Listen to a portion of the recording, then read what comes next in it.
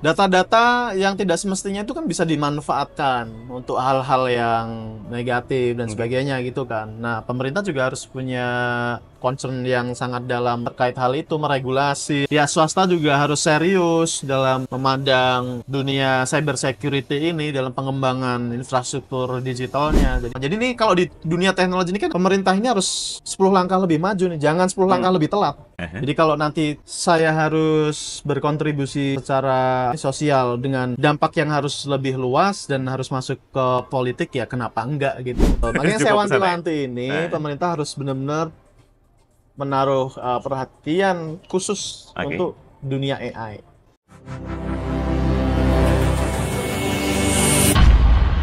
Gizmo Talk Podcast by Gizmologi.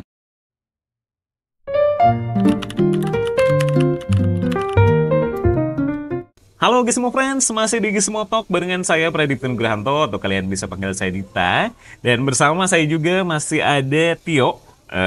Kali ini kita mau melanjutkan obrolan ke arah yang belakangan ini, nggak belakangan ini sih, udah lama banget isu ini tuh marak gitu ya. Soal yang namanya kepedulian terhadap keamanan digital gitu Ya. dan ekosistem digital secara keseluruhan lah.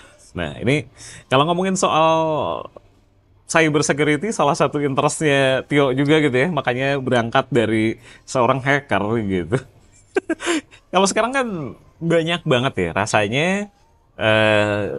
di era yang sudah katanya udah serba digital Iya, gitu kan.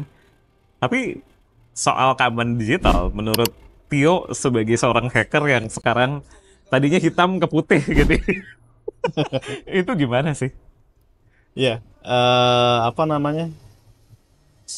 Sebenarnya saya melihat dari awal ketika saya terjun mempelajari, mendalami dunia apa namanya cyber security atau Ah, hacking itu memang sudah ngelihat kalau ke depan ini itu bakal menjadi sesuatu yang sangat krusial dan sangat penting gitu. hmm, Karena pada waktu saya belajar SMP itu saya ngelihat waktu itu aja udah kayak sengeri itu gitu loh. Apalagi ketika ke depan semua serba digitalisasi, mulai nah, dari kita apa namanya smartphone kita, oke. terus rumah kita jadi smart home ya Hmm, kan, kendaraan kita jadi smart car gitu kan, listrik, terus automatic dan sebagainya dan macam-macam, bahkan infrastruktur penting negara pun juga benar-benar dikendalikan menggunakan sistem digitalisasi, hmm, dan itulah yang menurut saya kayak ini menjadi hal yang sangat penting isu ini. oke. Kalau karena dunia apa namanya nanti kan perang dan sebagainya kan Hmm, pasti akan melibatkan itu. oke. Ini bisa dalam tanda kutip menyenangkan tapi mengerikan gitu ya. Ya, di satu sisi memang Eh, memberikan dampak manfaat yang besar, Iya betul. di sisi lain pasti ada efek kan. Selalu Hmm, kan seperti oke. dua sisi kan, yin Hmm, and yang-nya pasti ada. ya. Gitu. Nah, kalau ngomongin soal segalanya sudah mulai transisi atau bahkan sudah implementasi digital gitu ya. Apa yang kita pakai, apa yang kita konsumsi bahkan gitu semuanya adalah produk digital. Ya. Mayoritas setidaknya walaupun tadi Tiohan bilang ada kok yang nggak berbasis teknologi juga pasti ada gitu kan. Tantangannya apa sih ketika ngomongin soal implementasi produk digital dan keamanannya? Ya pasti dulu mungkin kayak government membuat sistem digitalisasi, mungkin sisi security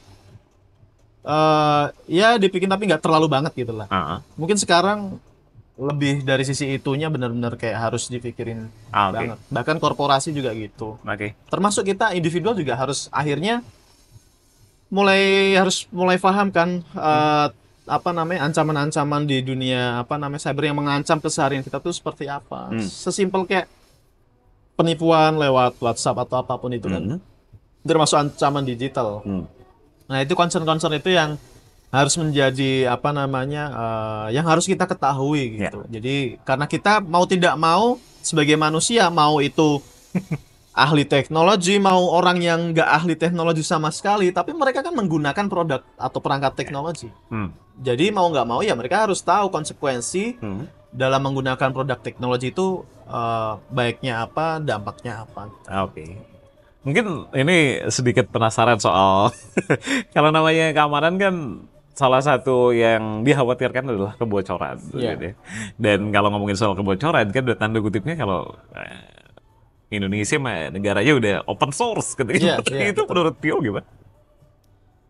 Eh, Pasti itu salah satu resiko yang Nah. pasti akan dihadapi. Oke. Dan dari sisi kita personal, ketika kita sudah menyerahkan diri ke dunia digital, dalam artian menyerahkan diri itu, oke, kita mau daftar Instagram atau Oke. sosial media yang lain kan harus ngisi data dan sebagainya Betul. kan. Itu kan menyerahkan diri data kita, benar nggak? Iya. Ya itu harus siap-siap Sudah siap, mengikhlaskan oh. data kita benar-benar Oke, terpublish oke, ke oke. publik gitu loh. Oke. Jadi itu yang memang dari sudut pandang kita harus sudah siap dengan seperti itu. Tapi dari sisi pelaku para pemilik platform-platform digital ini, baik swasta ataupun pemerintah, ya mereka harus serius. Artinya data-data yang tidak semestinya itu kan bisa dimanfaatkan untuk hal-hal yang negatif dan sebagainya gitu kan. Nah, pemerintah juga harus punya concern yang sangat dalam terkait hal itu, harus meregulasi, terus ya swasta juga harus serius dalam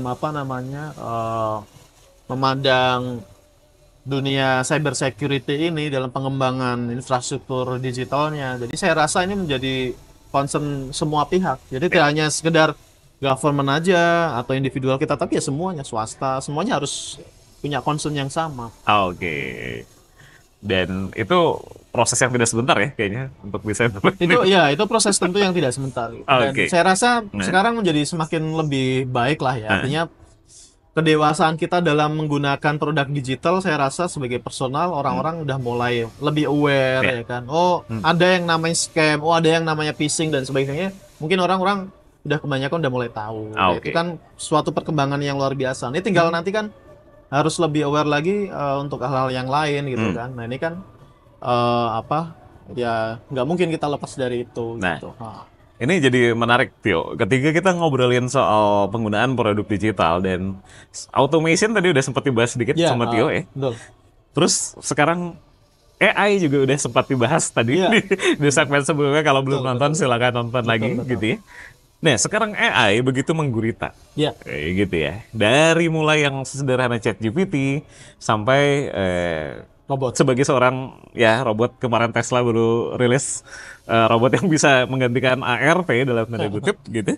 Sampai di industri kreatif juga banyak Oh, iya, keramaian iya. seputar AI gitu ya. Iya. Sebagai seorang musisi juga udah ada AI yang mampu Musik, memproduksi musik secara utuh dan Iya. kualitasnya tidak bisa dibilang buruk gitu ya. Nah, Betul. ini yang jadi rasanya ini perpanjangan ini sih konsekuensi ya bagaimana kalau menurut Tio ya dari kita memakai banyak produk digital karena AI kan belajarnya dari kita pakai produk yang terkoneksi ke internet gak sih? Ya, betul.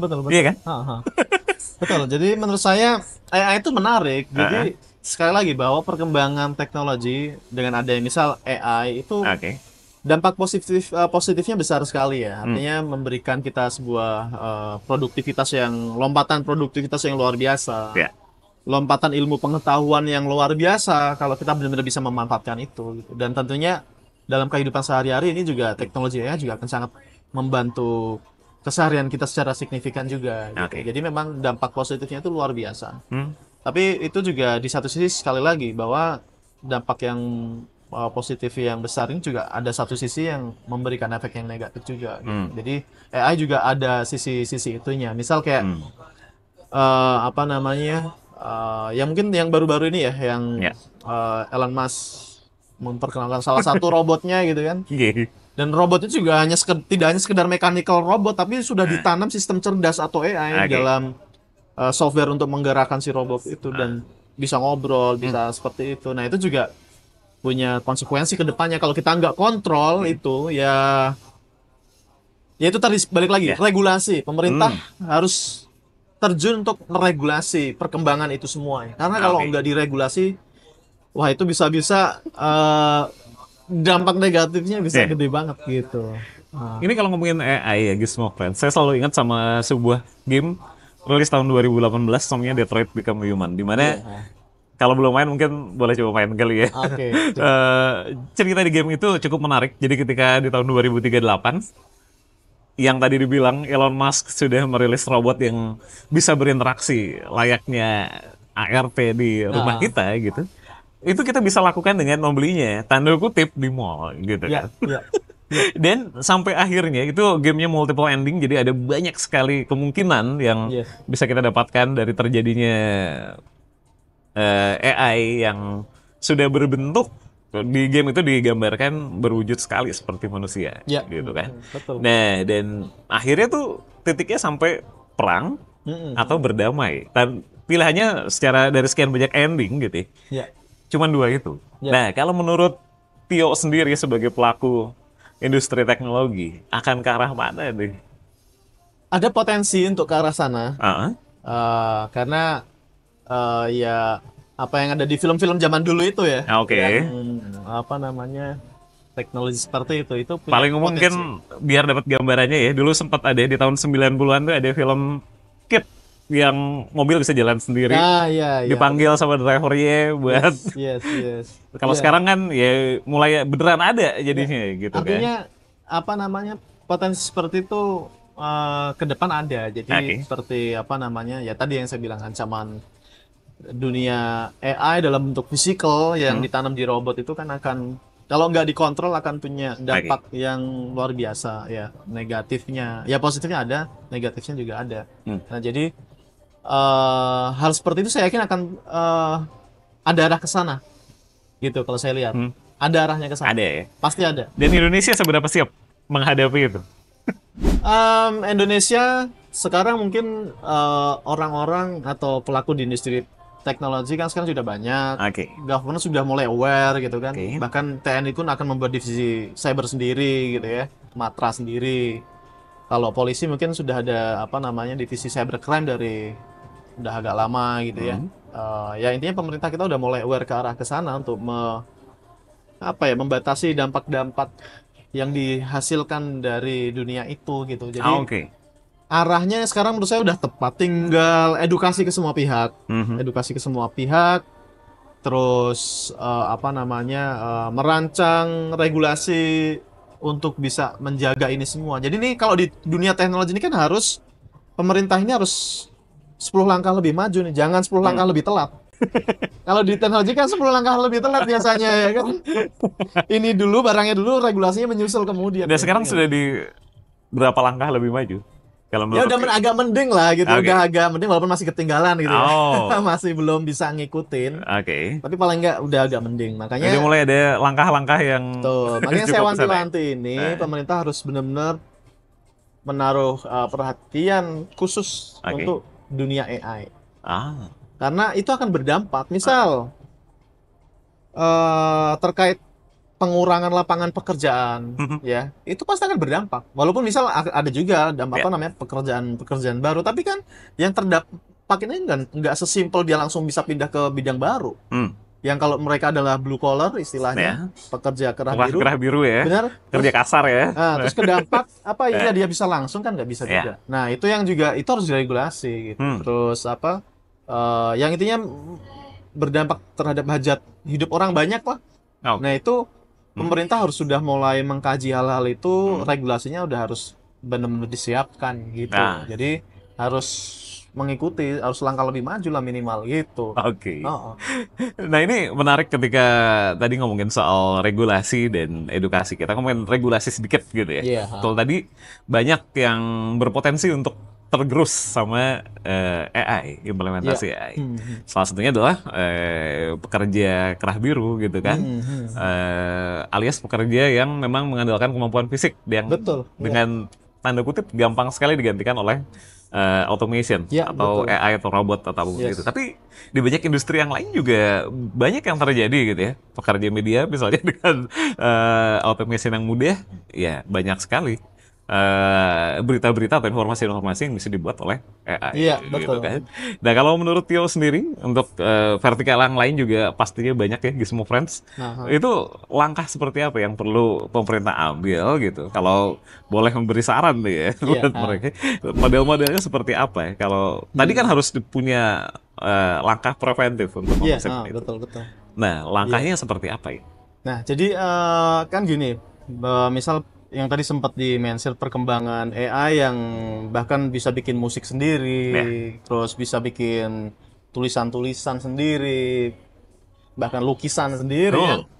Orang sebenarnya nggak membayangkan bahwa AI itu akan ternyata ke seni juga ke situ gitu kan. Tapi ternyata bisa gitu. Artinya ya itulah keluar biasaan AI itu melampaui bidang apapun itu ya. Semua bidang bisa apa namanya AI bisa ada di situ gitu. Jadi kalau menurut saya mungkin secara ya kalau kita bicara sebagai pribadi kita harus benar-benar beradaptasi pasti ya. Artinya kita harus punya apa namanya bahwa AI ini di satu sisi mengancam tapi di satu sisi sebenarnya bisa memberikan kita sebagai tool produktivitas yang luar biasa gitu kan. Misal kalau sebagai penulis ya itu sebagai malah menurut saya akan sangat membantu gitu ya di satu sisi ya. Nah misal sebagai apa namanya pelaku seni ya itu bisa jadi sumber-sumber inspirasi atau sebagainya gitu ya.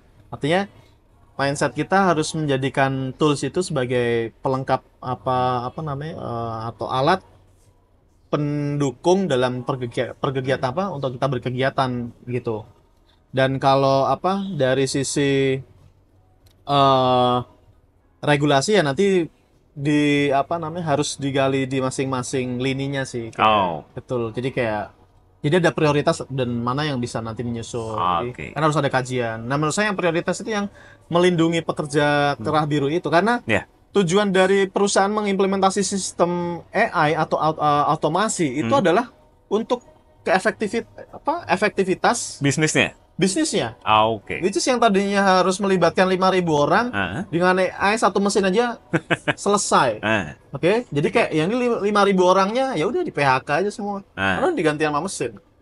Nah, maksud saya ini yang harus diprioritaskan. Jadi kayak karena saya apa namanya bilang tadi, mereka ini bukan apa namanya orang-orang yang bisa berpindah dari satu bidang pekerjaan ke lain secara cepat gitu. Beda yang orang-orang mungkin secara edukasi baik ya kan. Terus yang pekerja kerah putih gitu kan.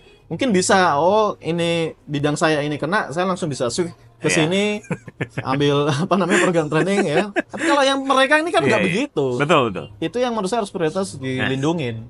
Jadi ini yang harus benar-benar dikaji regulasinya seperti apa. Terus nanti untuk melindungi yang craftingnya seperti apa. Nah itu yang intinya yang menyangkut hajat hidup orang banyak dan yang punya apa namanya memfilter bagaimana agar dampak negatifnya itu sekecil mungkin gitu. Menurut saya peran pemerintah nanti di situ ya. Di situ sih untuk mengontrol itu gitu.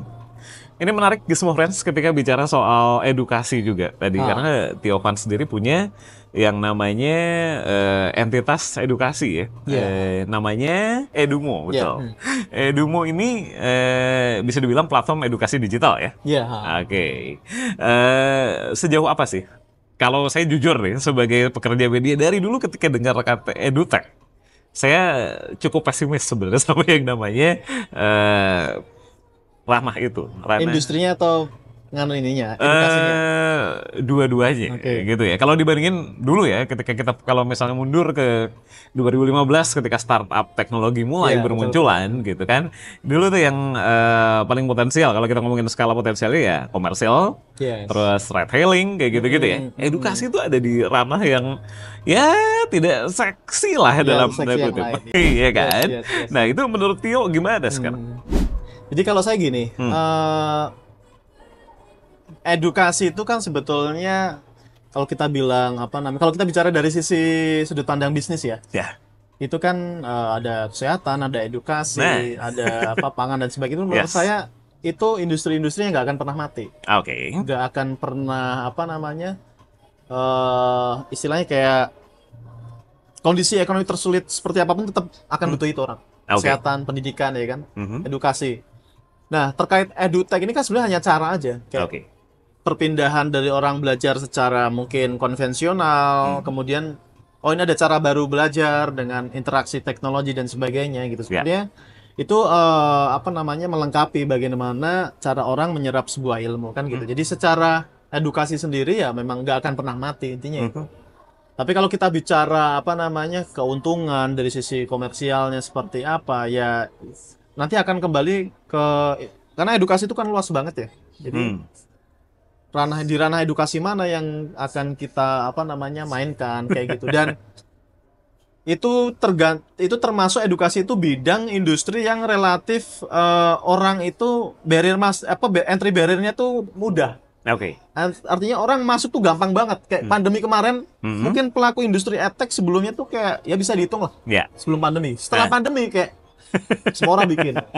Nah, itu apa namanya tadi saya bilang jadi entry barrier-nya tuh kayak mudah banget. Artinya apa? Berarti kompetitor itu akan berdatangan dengan apa namanya cepat dan mungkin jumlahnya banyak. Artinya persaingannya itu juga akan tinggi gitu. Oke. Nah, artinya kalau kita mau survive di situ ya kita harus punya nilai atau value yang mungkin bisa membedakan kita dengan yang lain gitu. Nah, saya rasa kalau kita bisa punya itu ya secara komersial mungkin tetap akan bagus karena balik lagi orang pasti akan butuh edukasi gitu.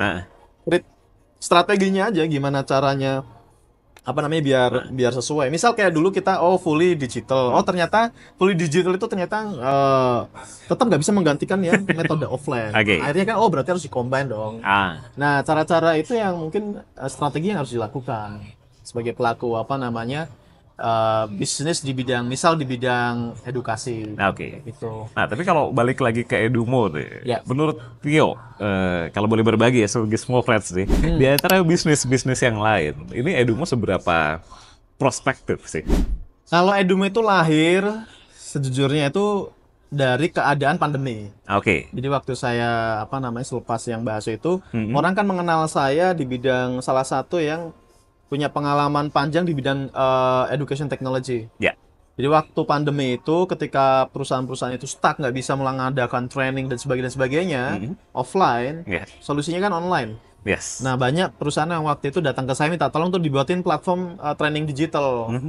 Nah, akhirnya saya buatin, karena kan kita bisa gitu kan. Nah, kita punya expertise-nya di situ, ya udah kita buatin platform training digital untuk company-company itu. Klien kita ada dari government, ada dari swasta, dari kampus gitu-gitu kan. Nah, akhirnya ya udah itu menjadi entitas bisnis saya buat jadi entitas bisnis sendiri. Jadi kita bikin produk training management system di mana produk itu bisa dipakai, ini SaaS bentuknya. Bisa dipakai oleh klien kita dari korporasi, dari government dan sebagainya. Jadi mengejar untuk kebutuhan itu gitu. Jadi kalau potensi pengembangan nanti seperti apa, nanti tergantung kompetisi kan. Selama ini sih kita punya punya keunggulan-keunggulan dan di sisi kita juga expertise-nya panjang. Jadi mungkin itu akan jadi value tersendiri untuk klien-klien kita. Jadi bisa dibilang selepas pandemi pun masih banyak implementasi strategi yang bisa diaplikasikan untuk mempertahankan produknya ya. Pasti. Nah, satu hal yang menarik juga Gizmo Friends dari sosok seorang Tio adalah keaktifan beliau ini di sisi apa ya, bisa dibilang mungkin kalau tadi udah hiburan udah, teknologi sudah, masuk ke edukasi juga sudah gitu ya. Tapi di ranah religi ini ada juga bagian sosial biar tidak kabur deh, sosial tempatnya. Bersama LPNU ya. Iya, betul. Apa sih yang mendasari? Apakah memang karena datangnya dari daerah yang cukup lekat dengan kultur NU di sana atau gimana? Jadi sebetulnya kalau di dunia sosial itu lebih karena pengabdian ya. Jadi jadi karena saya diminta tolong untuk masuk di NU, di PBNU terutama. Kalau NU memang ya udah dari lahir ya, tapi masuk di struktur di PBNU itu baru memang kemarin itu. Di tahun berapa? 2022. Jadi baru banget. Nah, itu memang ya panggilan aja sebagai orang yang berasal dari daerah kecil yang memang banyak profil sosial warga di situ, kalangan Nahdien terutama kalau di Wonosobo itu ya saya kontribusi aja secara sosial. Kebetulan kalau di NU sendiri saya lebih diminta untuk berkontribusi dari sisi pengembangan ekonomi warga NU. Jadi saya diamanai untuk menjadi ketua lembaga perekonomian PBNU Dan yang kedua, saya juga diamani sebagai Ketua Umum Himpunan Pengusaha NU. Jadi memang yang saya urus ini lebih ke pengembangan ekonomi warga NU secara khusus dan masyarakat Indonesia secara umum, kontribusi secara ekonominya. Jadi yang saya kembangkan itu program-program terkait UMKM, terus kalau di LPN ya terkait dengan tenaga kerjaan dan sebagainya gitu. Jadi pokoknya ekonomi. Dan sesuai bidang saya yang saya geluti. Gitu. Jadi makin menarik semua friends, karena tadi Tio sempat bilang masalah ekonomi gitu ya, dan UMKM nih. Jadi sedikit throwback soal kehidupan Tio di masa lalu sebagai hacker gitu ya. Sekarang Tio sudah bukan hacker gitu. Tapi memiliki peran hacker yang lain, salah satunya sebagai growth hacker. Nah, itu implementasinya di UMKM dan akhirnya pemberdayaan ekonomi umat gitu ya. Kalau orang bilang sekarang nih, kalau udah masuk ke ranah sosial, menggandeng lembaga yang bersifat sosial juga tentunya, maka salah satu yang mesti digerakkan adalah ekonomi umat. Nah, peran seorang growth hacker dan positioning UMKM Indonesia sekarang, kalau menurut Tio seperti apa sih? Jadi sebenarnya gini ya, kalau itu kan nanti hal-hal yang sendiri-sendiri ya. Sebenarnya hacking atau hacker menurut saya dalam sudut pandang saya itu sebetulnya ini sesuatu yang sebuah mindset sebetulnya. Kayak hacker itu kan mindsetnya bagaimana bisa melakukan sesuatu ya dengan cara yang paling efektif, paling efisien, paling cepat, paling murah. Saya mindset itu aja. Nah, implementasi itu kemudian ketika saya bawa ke bisnis. Jadilah istilah yang namanya growth hacker itu, kalau di istilah dunia marketing itu kan growth hacker itu sebenarnya sains di bidang marketing kan. Knowledge itu yang kemudian saya coba share ke teman-teman UMKM. Jadi teman-teman UMKM itu ya namanya UMKM kan mulai dari kecil, ya kan. Pasti kan harus bisa menggunakan resource yang terbatas, seefektif mungkin, seefisien mungkin kan gitu. Jadi mindset hacker itulah yang kemudian saya bawa ke situ, kita tularkan ke sana agar sebagai UMKM itu dengan sumber daya yang terbatas, gimana sih caranya kita bisa berkembang seperti itu. Jadi peran kita adalah mengedukasi mereka. Jadi kita mengedukasi UMKM yang kita bina agar dia bisa berkembang dengan cara-cara yang paling efektif, paling efisien, terus strategik seperti itu. Dan itu edukasi itu menjadi salah satu program. Kita juga ada program yang lain juga, kayak memfasilitasi UMKM binaan kita itu untuk bisa punya akses ke market. Punya knowledge bagaimana meningkatkan produktivitas mereka dengan teknologi yang ada gitu. Teknologi itu nggak hanya digital ya, tapi teknologi produksi dan sebagainya itu kita juga share ke mereka juga. Dan itu kita nggak sendiri, tapi kita menggandeng mitra-mitra yang memang expert di bidangnya, baik itu profesional ataupun industri. Kita hubungkan ke UMKM sehingga mereka bisa belajar di situ seperti itu. Jadi kita memberikan solusi terhadap UMKM. Kan UMKM itu bisnis itu kan problemnya itu aja kan. Biasanya terkait modal, capital kan, finansial, terus kemudian access to market gitu kan, terus kemudian teknologi ya kan, operasional dan sebagainya. Selalu problemnya di situ aja. Nah, kita mencoba membantu mereka menghubungkan dengan pihak-pihak yang memang nantinya bisa klop dengan kebutuhan mereka seperti apa. Jadi programnya kita sesuaikan seperti itu. Dan sejauh apa sih, kalau tadi Tio sempat bilang ya, teknologi nggak hanya digital gitu kan. Implementasi teknologi dan ekosistem digital UMKM sekarang, Indonesia ya maksudnya, sudah sejauh apa dan seefektif apa? Karena buktinya ya tadi Gizmo Friends, Tio sendiri masih berencana untuk berekspansi ke bisnis yang kontra digital gitu, atau sangat manual sekali. Coba boleh diceritain dong kalau gitu. Ya, ini memang sesuatu hal yang beda ya. Artinya kalau orang bisnis, saya melihat di mana di situ ada peluang kan gitu. Artinya mau di digital atau non digital, di mana ada peluang, ya saya akan pasti masuk. Walaupun saya berawal dari industri digital karena expertise saya di situ gitu. Tapi ketika saya ingin ekspansi, saya saya melihat di mana sekarang peluangnya yang ada gitu. Jadi saya lebih ke ke arah sana. Terus kemudian untuk UMKM, implementasi digitalisasi untuk mereka. Oh, itu sudah apa namanya, mau nggak mau sekarang. Ibaratnya mulai menggunakan WhatsApp itu udah digitalisasi kan. Ya. Customer service pakai WhatsApp, terus promosi pakai apa namanya, blasting WhatsApp misal kayak gitu kan. Terus mereka sudah untuk transaksi udah pakai QR code ya kan. Untuk promosi misal mereka menggunakan udah mulai bisa pakai sosial media ya kan, digital marketing dan sebagainya. Saya rasa digitalisasi nggak mungkin apa namanya, nggak dipakai untuk UMKM ini, dan mereka harus masuk ke situ. Apapun bisnisnya pasti harus masuk ke situ.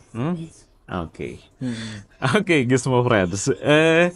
Tadi itu Tio sudah menceritakan pengalaman bergerak dari bidang teknologi, bertemu klien sampai akhirnya mengembangkan banyak lini bisnis, lalu bergerak ke ranah seni juga dengan musiknya gitu ya, lalu pergerakan di ranah sosial gitu ya. Penasaran kita, apakah ada rencana untuk bergerak ke, kalau sudah sosial pasti teman dekatnya adalah politik gitu. Ada rencana untuk masuk ke sana juga? Iya. Apa masuk ke mana? Politik. Sampai sejauh ini saya masih menikmati dunia yang saya geluti. Yang pertama dunia teknologi, terus bisnis ya, terus kemudian ya tadi musik, seni, terus kemudian apa namanya, sosial melalui organisasi. Nah mungkin untuk ke depan saya belum tahu. Artinya saya mengalir. Jadi prinsip saya punya tujuan, tetapi saya fleksibel kayak mengalir gitu ya. Jadi kalau nanti saya harus berkontribusi secara apa namanya, sosial dengan dampak yang harus lebih luas dan harus masuk ke politik, ya kenapa enggak gitu. Tapi untuk saat ini memang belum. Tapi ke depan ya saya nggak tahu. Artinya tergantung yang di atas nanti menakdirkan seperti apa. Oke. Dan menutup perbincangan seru kali ini, Gizmo Friends, saya ingin tanya buat Tio gitu ya. Tio punya banyak sekali kaki atau keahlian gitu ya di hal yang sangat geek atau nerd banget gitu. Tech brosnya kuat banget gitu ya. Karya musik ada. Kehidupan sosial berjalan gitu. Tapi kalau orang bilang, ini orang-orang di luar sana gitu, ada yang mungkin nggak semua orang, tapi ada sebagian yang bilang, kalau gitu pengen orang itu mengenal Tio sebagai apa gitu kan? Itu biasanya hanya satu gitu kan? Wah kenal, atau nanti ketika sudah tidak ada gitu kan, Tio bilang jangan lupa untuk meninggalkan karya gitu kan? Nah, dari sekian banyak karyanya Tio ini dan positioningnya yang super luas gitu ya, Tio akhirnya ingin dikenal orang sebagai apa? Kalau dikenal orang sebagai apa mungkin ya sebetulnya itu bukan tujuan, tapi lebih ke yang penting dalam saya proses menjalani hidup ini saya pengen meninggalkan legacy aja sih kayak. Ya jadi orang itu kita harus apa namanya, memberikan kontribusi positif. Jadi selama kita hidup harus ada kontribusi positif yang dampaknya harus dirasakan oleh orang banyak. Jadi itu prinsip hidup saya seperti itu. Dan nanti apa bentuknya apa ya, ya mengalir gitu. Tergantung nanti kita intinya seperti apa. Jadi, yang jelas itu sih kalau perjalanan masih panjang banget ya bisa dibilang ya. Ya, insya Allah masih panjang, masih banyak yang bisa dikerjakan dan mungkin nanti ada bidang hal baru juga yang nanti saya kerjakan. Jadi kayak yang penting saya dari apapun yang saya lakukan, yang saya kerjakan itu harus ada sisi manfaatnya yang bisa dirasakan oleh orang banyak atau masyarakat banyak. Jadi itu aja sih sebenarnya fondasi nilai hidup saya ini. Wah, menarik banget Gizmo Friends. Tapi karena keterbatasan waktu dan Tio punya aktivitas lain yang harus dijalankan setelah ini, sepertinya obrolan sama Tio kita cukupkan sampai sini. Mudah-mudahan ada insight yang bisa dipetik. Jangan lupa untuk follow Instagram Gizmologi, Gizmotalk juga ada, gizmotalk.id dan gizmologi.id. Juga Instagramnya Tio di mana? Tiovan ya, PYOVAN. Oke, jangan lupa juga untuk tinggalkan komentar kalau kalian suka, tinggalkan jempol ke atas dan bagikan konten ini kalau dirasa bermanfaat. Saya Dita dan saya Tiovan. Sampai bertemu lagi di Gizmotalk episode berikutnya. Bye-bye. Bye.